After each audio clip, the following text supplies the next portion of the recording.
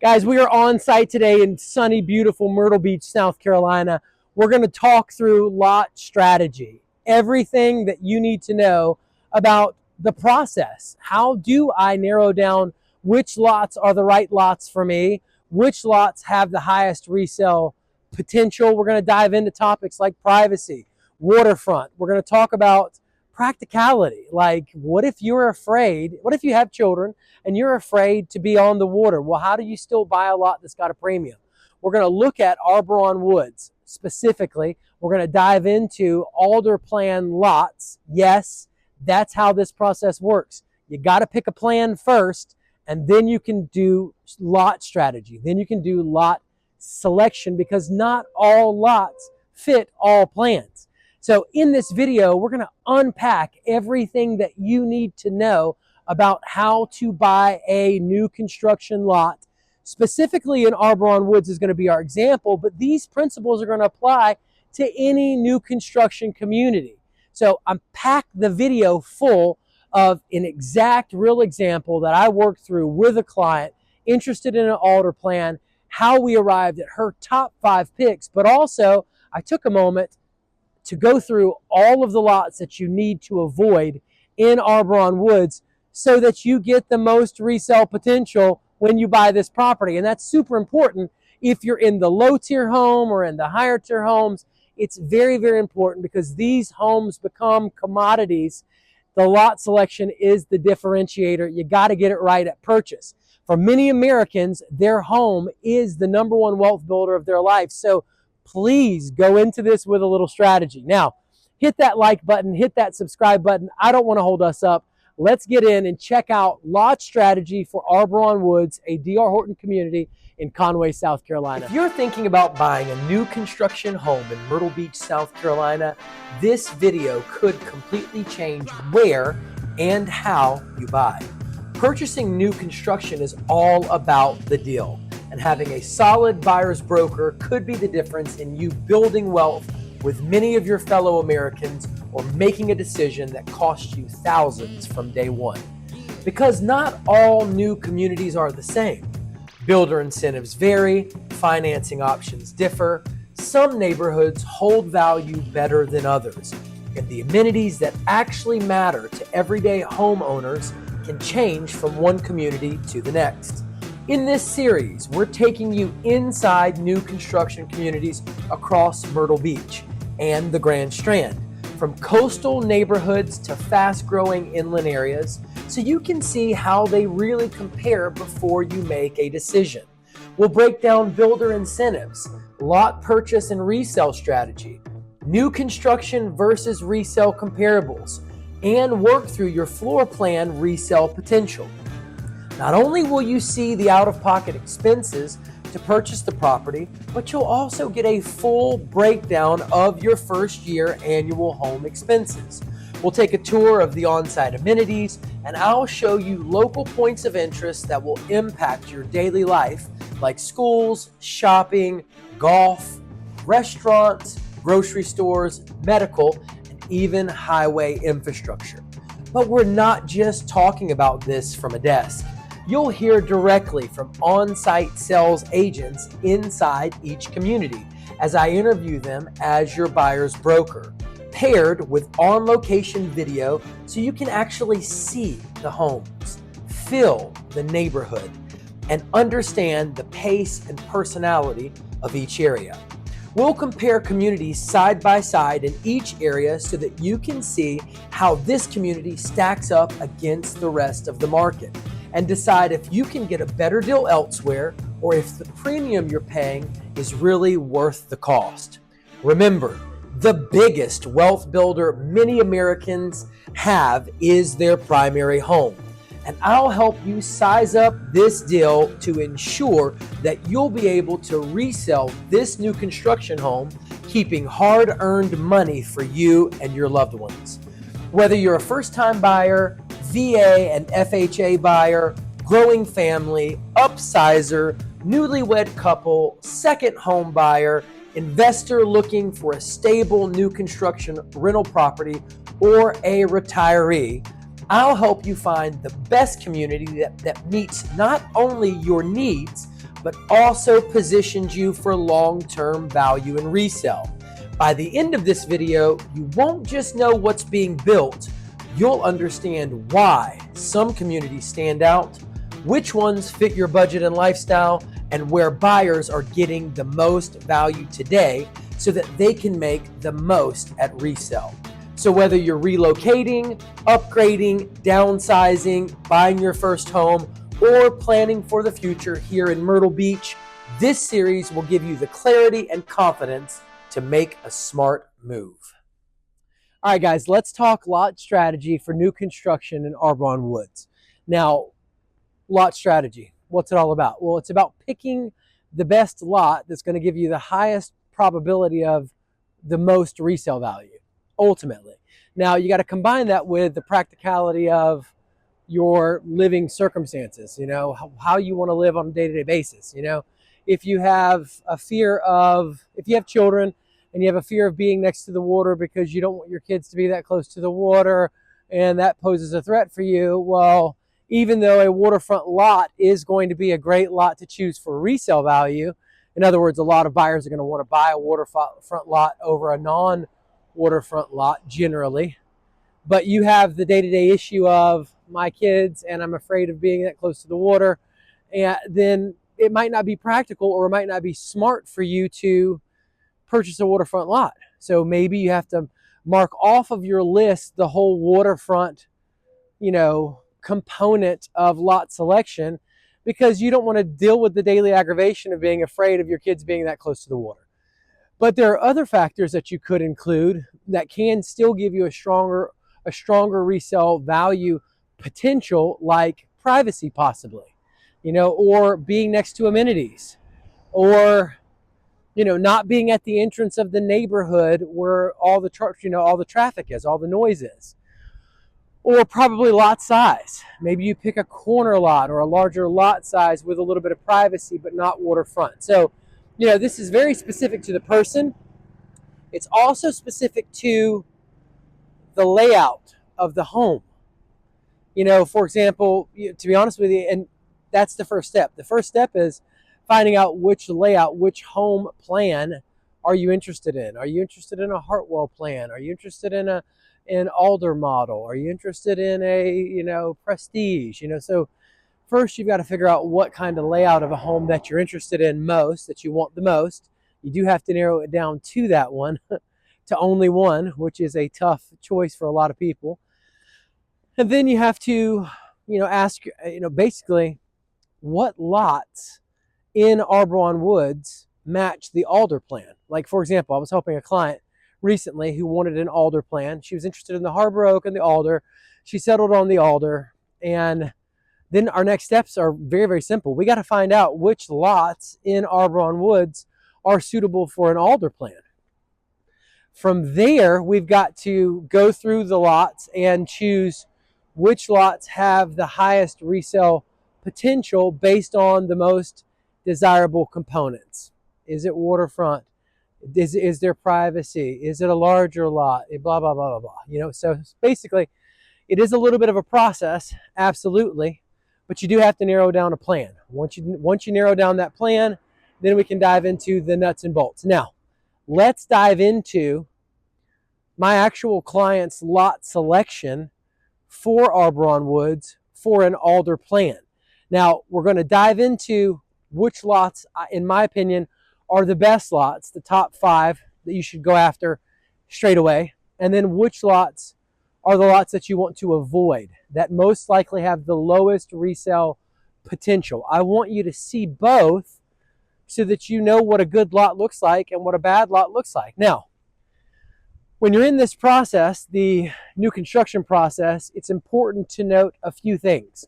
One, you're not guaranteed to get the lot that you choose. It's very much a bidding process. So generally, it's good to have at least 3 different lots that you've got your eye on, you know, because you might not get the first one. It is very much a bidding thing.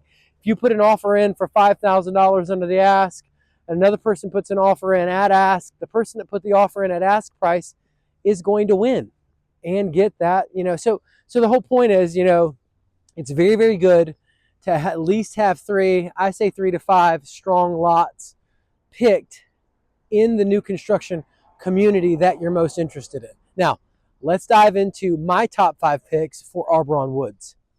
Now, you can kind of see on your screen there, basically these are the lots that fit the Alder plan, and there's a ton of numbers, 567, 561, 559, yada, yada, yada. All right, so all that being said, let's look at the best lots, in my opinion, in Auberon Woods. Lot 544. It's 0.31 acres. It backs large open space / amenity area, and it's an interior location. Lot 541 is 0.3 acres. It's a larger lot. It's near open space. It's got a good interior fill. Lot 542, 0.3 acres, larger lot, cul-de-sac / turn area fill, open space side. Lot 499 is going to be 0.34 acres. It is oversized. There's more privacy, and it's near open space. Lot 497 is 0.34 acres. It's oversized. It's got good depth / privacy. And then number 6 is going to be well, it's kind of a combination, but basically we've put a handful of lots together. Lot 494, 493, 492, 491. These are larger than average, especially 491 through 494, with better lot size than most Alder options. Now, the best view / privacy picks, those are going to be 544, 541, 542, 499, 497, 494, 493, 492, 491. The best safe resale interior lots. Those are going to be 523, 509, 567, 561, 558, 557, and 556. Now, there's always no guarantee in the future. We can never guarantee. While we say there are safe resale picks for interior lots, there's still no guarantee. We don't know. The market could shift. Trends could have an impact. Behavioral economics might shift, and people might, they might not want waterfront lots all of a sudden. You never know.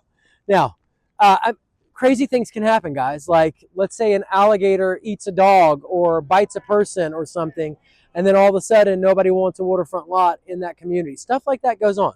Now, yes, we have alligators in South Carolina. All right, I'd be more cautious on 518 through 524, 529 through 530, because they appear more standard linear and less special unless pricing is much better. So if pricing is a big component for you and you're super sensitive on the price tag, well, these might be lots I would target because you can better negotiate with the builder because they are less desirable lots, but they could end up being a much better deal for you financially. I believe timing the market matters just as much as picking the home.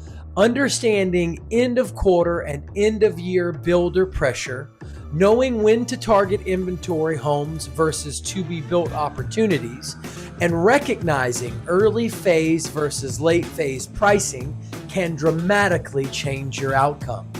I believe financing is where deals are truly won or lost.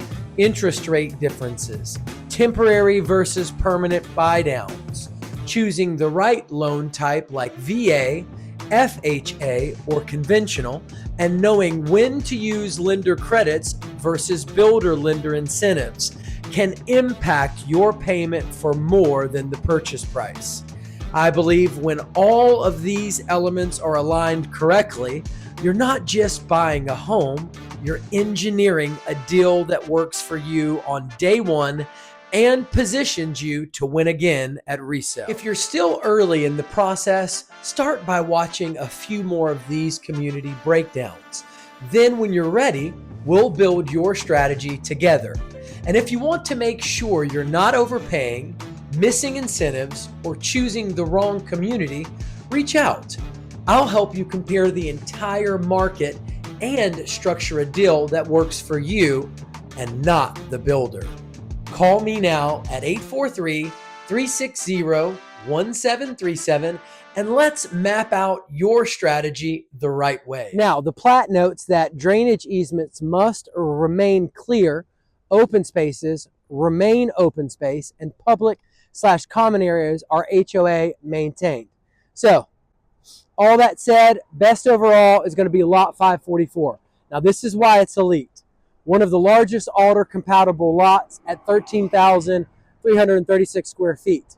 It backs towards major open space / wetlands instead of dense rear neighbors. Those wetlands can be absolutely beautiful and scenic, which can add to that resale value. Now, interior location with less traffic than entrance or perimeter sections. The interior that's away from the entrances and all where the main traffic is always driving is going to be less noise. People are going to know that when they go to buy a home, and you've got to be thinking about resale. Now, it feels more estate-like compared to typical production home lots, and future buyers emotionally respond to privacy plus openness more than finishes. The resale advantage here is that this kind of lot still stands out 10 years later, even after lots of other homes look similar in the neighborhood. Lot is very, very important, it can be, differentiator when it comes to resale. Now, number 2, lot 541. This is the best combination of privacy plus layout. Now, why it's a top pick? Oversized at roughly 13,052 square feet, excellent positioning near open space and away from tighter cluster homes, cleaner street presentation and better spacing between neighboring homes, likely stronger backyard usability for pool, lanai, fencing, entertaining. So you got a little bit more options in that backyard, which is obviously can add a lot of curb appeal to your home when it comes to resale, especially if you plan on building out. Maybe you plan on putting a pool in, and maybe you plan on putting in a sink out there with a grill or a fire pit, or, you know, lots of people do all kinds of very cool stuff that adds very cool curb appeal. The resale advantage for 541 is its large usable backyard lots consistently outperform standard cookie cutter lots in Conway / Myrtle Beach suburban communities. Now, number 3 is going to be lot 542. This is a quiet premium fill. Why it's desirable? Well, it's got a large lot, roughly 13,005 square feet. It's near the bend transition area of the road, giving a less track home row filling, better perceived privacy from neighboring roof lines, near premium environmental / open space areas. Now, the resale advantage here is that future buyers will feel this lot is a lot more custom, even though it's still a production construction neighborhood. Lot 499. Now, this is the best oversized lot. This is why it stands out. It's a huge lot at 15,011 square feet. It's one of the biggest Alder compatible lots available. Better separation from neighbors, excellent potential for long driveway fill, side yard, or outdoor living. Now, the potential downside is, depending on the exact grading drainage, some oversized lots near open space transitions can hold more water and have rear easements. 2 things that I would be looking at and going after before I secured that lot. Resale advantage is going to be big lots are scarce in newer DR Horton communities. Scarcity matters because scarcity drives up desirability, and when people want something that's in limited supply, that drives up price. If price is up, then resale can be safer and you can make a lot more money, which is what you're ultimately going after. Finally, lot number 491, it's the best value luxury choice. Now, why it's underrated? Large lot at approximately 12,454 square feet. It's positioned near wetlands and open space edge. It feels more private and buffered than central sections. It's less boxed in than many standard phase 9 lots. Resale advantage is that this is the type of lot buyers later say, I wish we would have bought one backing the preserve. That emotional reaction is going to matter a lot during resale. So my overall ranking for long-term resale and why: 544, it's got the best total package. 541, it's got the best balance of size and privacy. 542, it's got a quiet, premium positioning kind of feel to it. 499, it's got the largest, highest upside. And then 491, it's got a strong preserve buffer value. So essentially, if this were my client buying the Alder, Specifically, I would say 544, 541, 542. Those three have the strongest combination of resale psychology, privacy, lot width / depth, future buyer appeal. It's got a lower cookie cutter feel to them, and it's got protection from future buyer regret, which all that is going to add up to essentially a higher probability of stronger resale value. I believe without independent representation, buyers don't compare other communities that may offer better value, miss opportunities with stronger incentives or better timing, and often accept default structures on financing, upgrades, or lot premiums that may not serve them long term. I believe most buyers are guided to focus on the home itself, when the real decision should be about resale, long-term value, and how the deal is structured from day one. I believe when you have the right broker in your corner, you're not just choosing a home. You're comparing the entire market, structuring the deal strategically, and positioning yourself to win both now at purchase and when you sell. Before you make a decision, let's run your deal the right way. Compare incentives, financing options, and timing across multiple communities so you know exactly where you stand. And even if you're already talking to a builder, it's worth getting a second opinion, because small changes in structure can mean thousands of dollars in difference. Call me now at 843-360-1737 and let's break down your deal the right way before you move forward. Here's the lots to avoid in Auberon Woods. In my opinion, they have the lowest resale. 518, 519, 520, and 521. Now, here's why. Now, very standard rectangular production lots. Don't want to buy those because they blend in with all of the other lots. There's nothing that's great that stands out to them. And when a buyer comes to resell, they avoid those cookie cutter looking lots to go for the ones that are rare and have the premiums like waterfront and location and, et cetera. Larger lots, corners, cul-de-sacs. Anyways, now there's also little differentiation from surrounding homes on the lots I just told you about. There's more row housing feel, very production-y. Less backyard depth and privacy, no meaningful premium feature like view. It's not oversized yard. It doesn't have preserve anywhere around it, that scenic look. It's not on a curve. It's not on a cul-de-sac, etc. These are the lots to avoid. The biggest issue is that there's nothing emotionally that stands out to future buyers. Guys, the whole win on resale, honestly, is all about buyers having an emotional high. That's the game you're playing. If it gives them an emotional high, they'll stop thinking in terms of dollars and cents. They'll just try to figure out how they can get that high and fill that high and have that high and feel great about that high, and you win because you put those dollars in your pocket.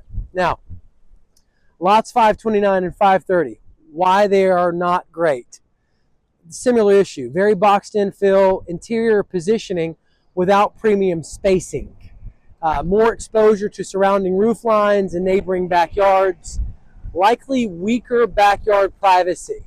Now, these are the lots future buyers compare against the premium preserve open space lots and feel disappointed by. They start looking at the neighbors' lots, those nicer ones that's got the premiums, see these and go, who'd really want that? Now, lots 503, 504, 505, and 506. Why I would avoid these lots. Smaller standard lots, closer to roadway transitions and intersections, which means it's going to be busier, a lot more noise, less architectural presence from the street, more entry section fill compared to deeper interior premium sections. Now, the resale psychology is going to matter a lot. Buyers tend to pay more for homes that feel tucked away rather than right when you enter. Lot 484, don't do it. Here's why. One of the smaller lots, it's near the edge. It's got near edge conditions, drainage areas, not enough premium view benefit to offset positioning. Now, this is what I want you to think about. The builder knows all this stuff. So if you're after the best deal, you can walk in there with these lots that the builder knows he's going to have a harder time selling, and negotiate harder with these points and say, hey, give me a good deal, I'll take it off your hands. Builder's going to be excited about that. So you can play these lots that you would avoid to your advantage if you're more about dollars and cents than you are about, having that premium high feeling. All right, lot 523, 524. Why? It's functional but uninspiring. More compressed streetscape view. Backyard privacy is weaker than premium preserve lots. More average resale compared to oversized / open space lots. So lots I'd be cautious about due to future unknowns. Now this is one that I think that a lot of people bypass or don't really dive into when they're purchasing. These are not terrible, but I'd investigate carefully before choosing these. 491 through 494, 497, 499. Why? They back toward open near wetlands / open space, maybe even drainage areas. That can be great for privacy, but buyers should verify the following. Drainage behavior after heavy rain. It might be good to have your buyer's broker, after it rains here heavy, go out and look at those lots. That's why you pick up the phone and call me and hire me. 843-360-1737. Mosquito activity. There's tons of water. You're going to have issues with mosquitoes. Come on, let's be honest. And I know it might be a small thing, but it is an aggravating thing. Tree clearing plans. Future adjacent development, easement, or restrictions. The plat shows extensive wetlands, drainage, and open space systems around these sections.